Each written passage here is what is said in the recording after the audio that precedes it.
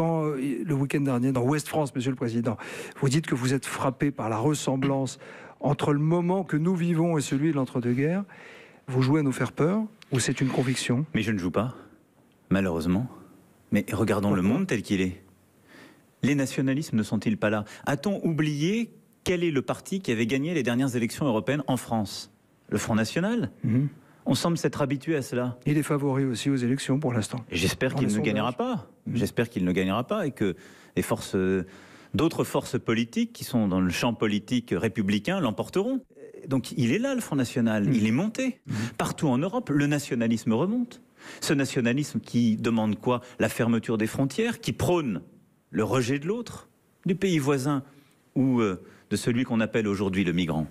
Quand je regarde aujourd'hui, ils jouent sur les peurs partout. Et ils sont là. Quand je regarde le monde où nous vivons, l'Europe est de plus en plus fracturée.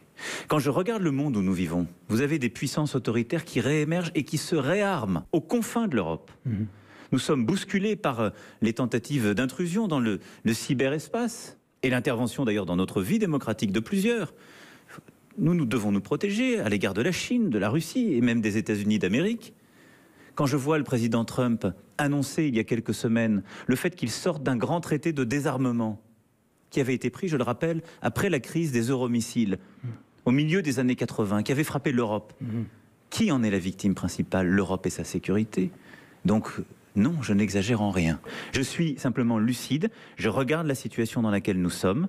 Nous sommes dans une Europe qui depuis 70 ans vit une parenthèse de paix inédite, mais qui est aujourd'hui fracturée par la montée des nationalismes. Nous sommes dans un monde qui pensait voir la fin de l'histoire et on voit le tragique réapparaître avec la montée des réarmements et des grandes puissances. Et donc, nous avons besoin d'une Europe plus forte. Moi, c'est le combat que je mène. Nous avons besoin de ne pas faire bégayer l'histoire et d'avoir une Europe qui protège les travailleurs.